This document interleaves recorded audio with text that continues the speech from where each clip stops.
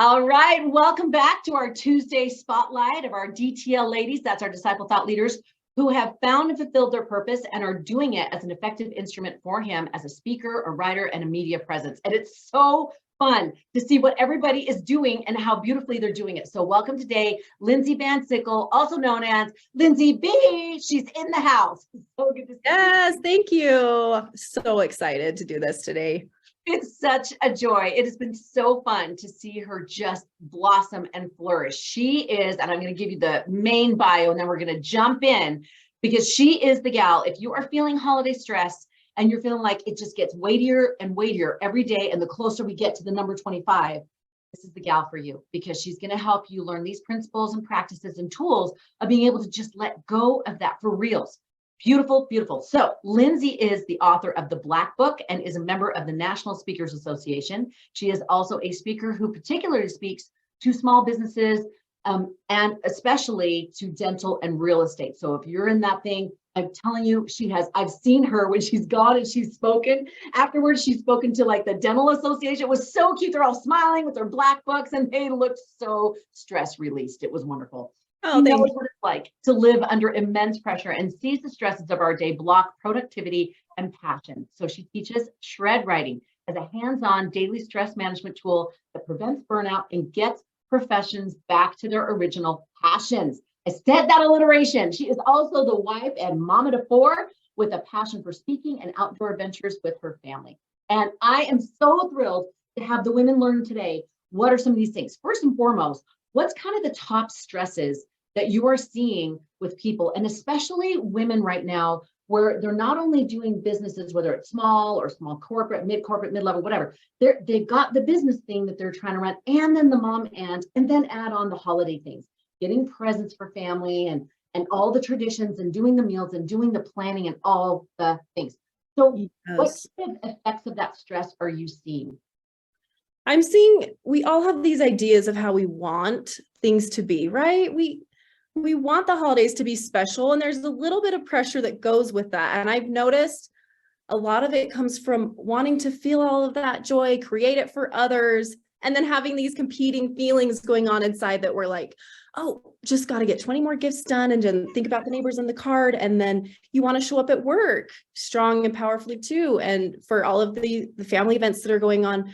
So there's just a lot of extra stimulus going on, coming at you, a lot of extra pressures, responsibilities, while at the same time, this feel of the holidays are special. Let's make it special. And I know exactly what to do about all of that. And that is that competing thing, because every time I'm talking to women, they're like, I want to be present this year. I want to be I want to feel it. I want to feel the joy. I want to, before I blink and it's gone and I'm cleaning up the wrapping, right? Yep. So if women are feeling that, what do you feel are some of those first steps to take if they're feeling those stresses and feeling those competing thoughts? Because it does feel fractured, right? You're like, oh, I want to be present, but hurry and put that away because the family's coming over, right? So what are some of the first steps we can take to shift that? Oh my gosh. This has been huge for me because I used to be the Christmas Grinch. I wanted it to be fun for the kids. And I secretly inside hated it. I really did. I felt, and in my mind, I was thinking about the kids are going to be oversugared. We're going to be tired. The house is going to be messy.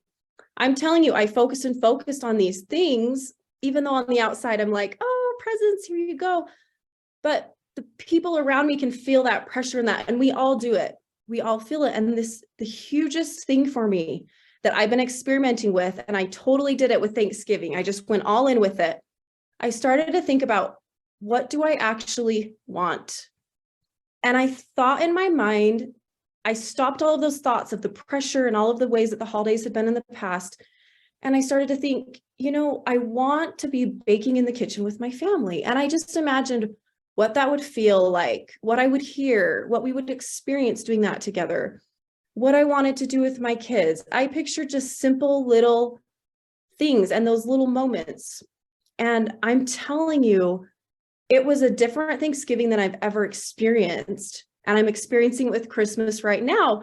I found myself with my husband who, we're like ships crossing in the night. We're both so busy. And on Thanksgiving morning, we ended up baking together. The kids were in and out. And you know what? the messes were still there. We're not going to say, oh, this is stress relief. Now everything's perfect.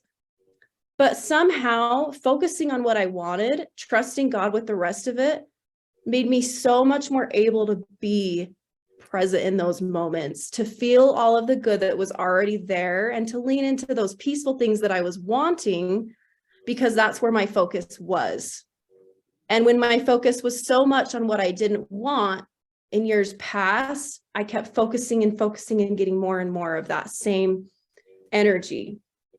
So that's my biggest tip, to just have the holidays be what you want. Spend a little bit of time on imagining what that actually is. And there's no dancing around it. There is a ton of stress and pressure on women, especially. There really, really is. And those things become so much easier to live with when they are acknowledged. You knew I was going to say this, Connie. This is what I say over and over and over. It's just, it is not the stress of the holidays that is the problem. This is shocking. It's not even the in-laws that are the problem. It is not all of the parties and all of the things that we need to do as women. It really is the pressure of all of these things when it becomes unsaid, and we don't give any of this a minute to just breathe and to just have space to be. It seems so counterintuitive. Just, we're so busy, we may as well keep going and going and going and going. But the stress will take you down if you don't stop and look at it head on. I love that. And I love that you are pairing that with, I think so often women don't even ask, what do they want for a holiday season? It's all about, what do I have to do? Who do I have to serve? What's got to happen? And this is not a diss on service. It's more of, it becomes this chore. And I love how you said, we make it that way. We do. We allow ourselves to go into that vortex and go down it. Now, that being said, there are things that need to be done. And yet, if we're the ones that are spearheading that, then it is up to us to decide, are we doing that or not? And acknowledging, I don't want to do Christmas cards this year. I do not want to do the fruit cakes. I don't want to do 12 days of Christmas for 3 families. I don't want to do that this year, right? That very Batman movie. I don't want to do that. And I think it's beautiful to give ourselves that permission and say, instead of, pun intended, cookie cutter Christmas every year, look at, what's our situation this year? What's the mental wellness situation of everybody in the family this year? What's the situations of finances and physical health? And what is it that Christmas needs to look like this year, rather than just hand stamp it every year? This is what we do, and this is how it rolls. So I love the idea of acknowledging, how does it need to roll this year for it to be a good experience, and for us to ultimately focus on loving each other and loving the Savior. That's what Christmas is all about, right? And loving our neighbors, our fellow men. So that first step I love, ask what it is you want. 2, acknowledge that you're frustrated by these things and acknowledge what it is you want. What is the next step? Okay, well, how do we acknowledge it? I know that's a big question on a lot of our minds. And before I go to that, I just want to say, I'm so glad you brought up the Christmas cards and the routine of Christmas, because this is the very first year in my 17 years of marriage, I told myself, I'm not doing a Christmas card. And I told my sisters, and they're like, okay, whatever, Lyndsey, like, I'm sure you're going to just have it go. And it feels so powerful to choose what's right for me. I have a family member who's needed a lot of extra support this Christmas, and I've been there for her. And the truth is, that takes energy and capacity. And I said, you know what? That's my Christmas card. That's what I'm choosing. That's what I'm putting my energy into. And do you know what I've been feeling? Peace. Because that's what feels good to me this Christmas. Now, if I rushed and did a card, that's fine. I've done that lots of other years. But if I feel like I'm forced in the rush, then that's what I'm going to be feeling the tension from. Exactly. And then you're feeling it, and it sends out with that energy. And then every time you get Christmas cards in, you're like, nah, bah humbug, right? But I love this idea of, I saw just the other day, one of my friends just posted a family picture on her Facebook and said, that's our Christmas card. Merry Christmas. I was like, sweet. That does not bother me one iota. I don't think, wow, I feel shafted, right? I actually respect the fact that she knows what her time and energy is, and she's doing it that way. And I'm like, sweet. So I love that point that you're emphasizing, which is, that's working for you this year, and you don't have to feel guilt about it. you can just smile and go, aha, I feel so peaceful and have energy to put into loving others. I love it. I feel giddy about it. I'm like, oh, I opted out of what I've always been like I'm choosing for me. And it really does feel good to choose for ourselves. Okay. So you asked, how do we acknowledge the heaviness? It's my favorite. I say that we shred the stress. So I use this method in my black book, but you can do it on any piece of paper that you have. If you don't have the black book, you pull out a piece of paper and you ask yourself, where am I feeling pain? Okay. And when I say pain, I'm talking about anxiety, stress, this frustration that we're talking about in the holiday.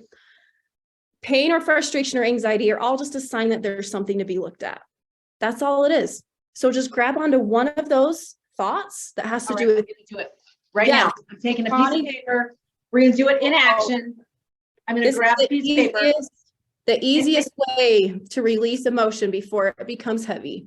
There you go. I ripped it out. It's not even perfectly ripped, people. That is like show, don't tell. Just rip it. Okay. Yes, I got it. Easiest thing. Grab onto just one of those stressful thoughts. Any of them. I know it'll be easy for us women. There's thousands. Okay. And you just write that thought at the top of the paper. The rules are you set your timer for 5 minutes. We won't do the whole 5 minutes. And you freely write without any judgment, without thinking about what you're writing, without punctuation. You let the words flow. This is your chance to give all of those feelings, those stresses, space to breathe. This is you acknowledging.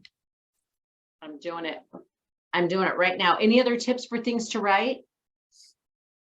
I like to say, if sometimes I'll be a little bit tension with myself and I'll say, I don't really have something to say. I don't want to do this. And I'll say, well, if I did have something to say, what if I did? What would it be? Or a lot of times for me, I'll say, like, one of the prompts in the black book is, I'm mad that this is this way and I wish it wasn't. Like those things that are at odds with ourselves that we wish were different. Those are usually really good places to start to get the thoughts flowing and to just write and write and write. Let yourself let loose, because writing has shown to lessen anxiety by the American Psychological Association. Harvard even did a study that showed they had groups of trauma victims that were just writing their experiences, and it was lessening their emotional fallout. We're taking this even a few steps further with the cathartic motion of the shredding that we're going to do.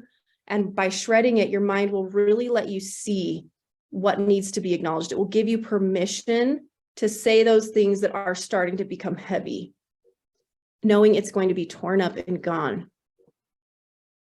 Okay, do you have a section? Do you have some stuff you wrote? Yes. Oh, you wrote so much, so quick. Start to tear it out. All right, and then just shred it, right? Breathe deeply, shred the paper. Your body knows what to do. Oh, how does it feel? So good. I just got goosebumps.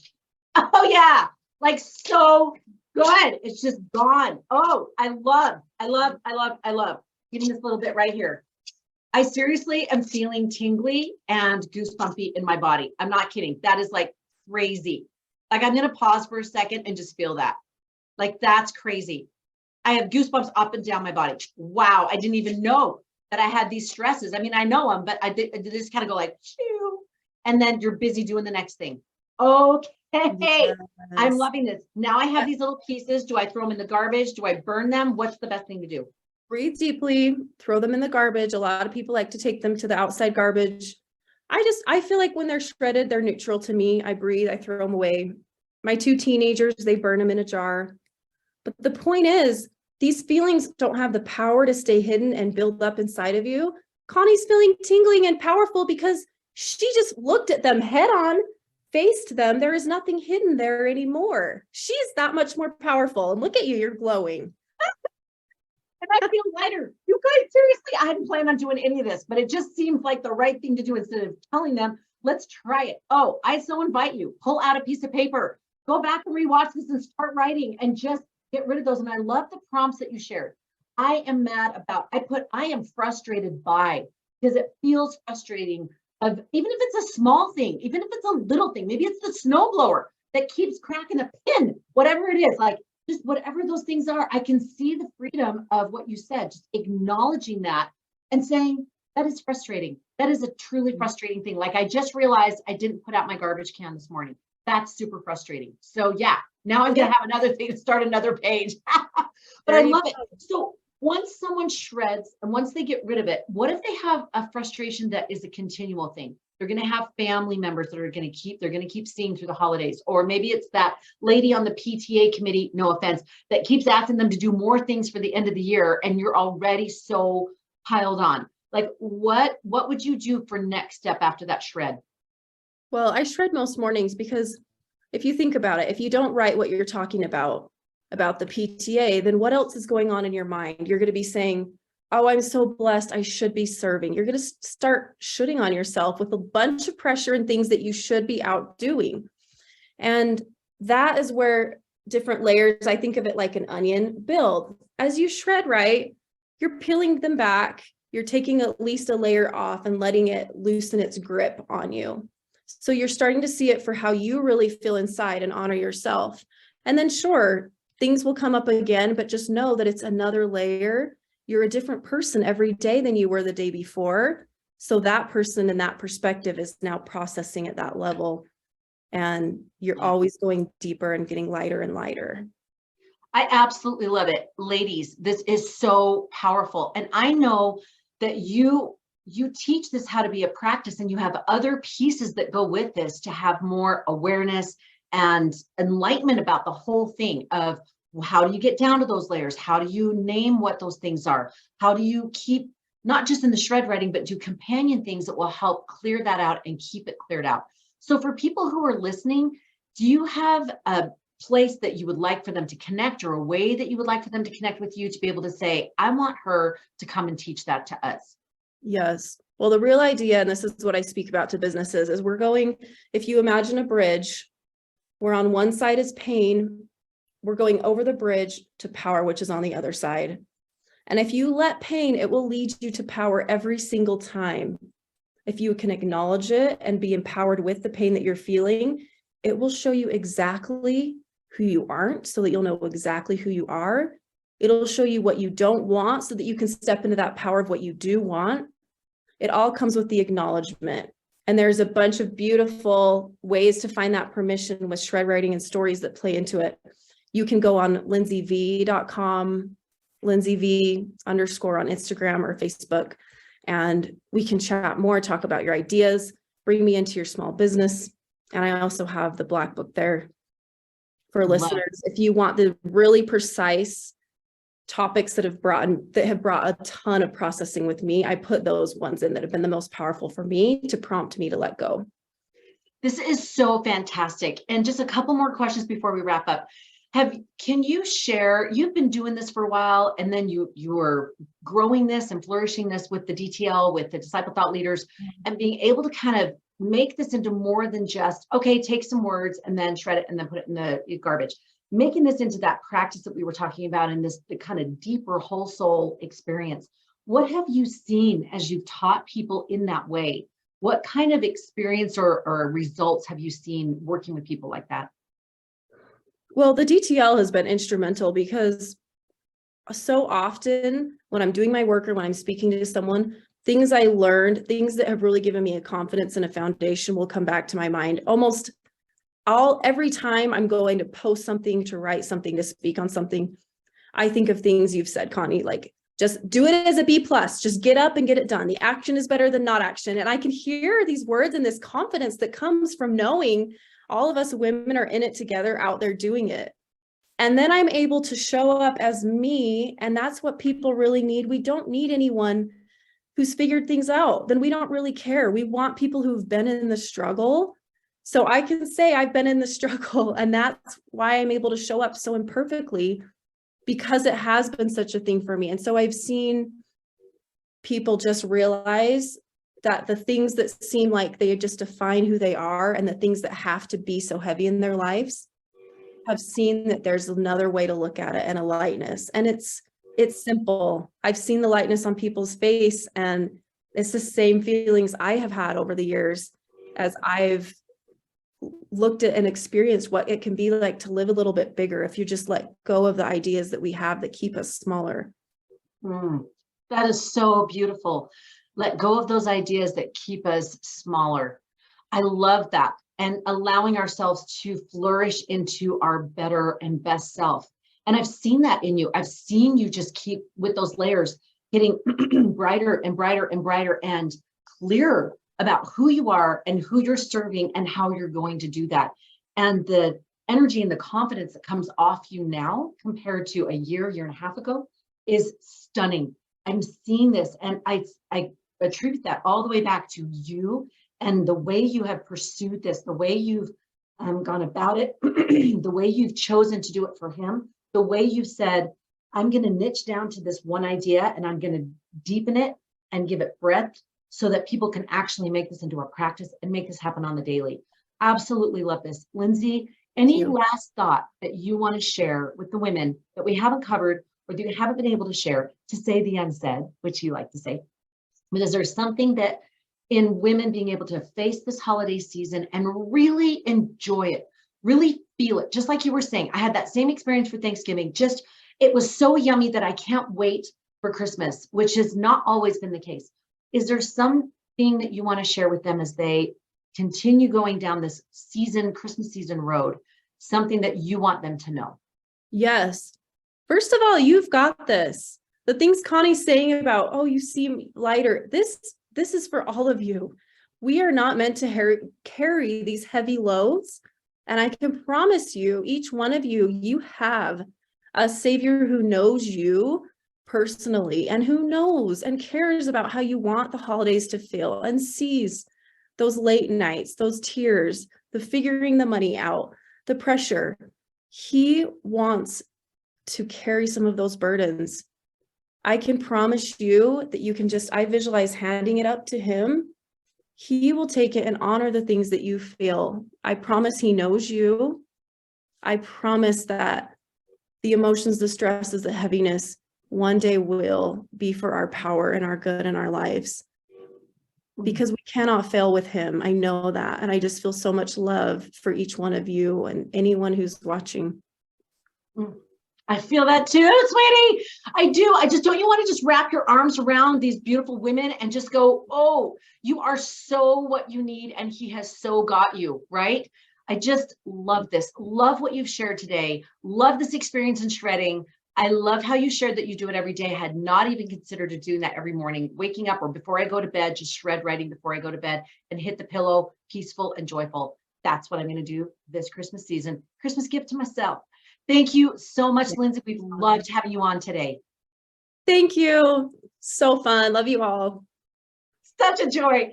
And if you have liked this today, remember we have other detail spotlights. You can go back and check our Facebook feed and also on our podcast, and you can see all of these women who are everyday extraordinary women, extraordinary because they have decided, I'm going to do this for him, and being able to partner with the Lord and say, how do you want me to show up? And feeling that purpose and that joy and fulfilling it by partnering with him. It's incredible to see the difference. And it's so fun to spotlight them. And in the same moment, giving you tips and tools that will help you in your life to be able to find and fulfill your purpose, to live your purpose-filled life.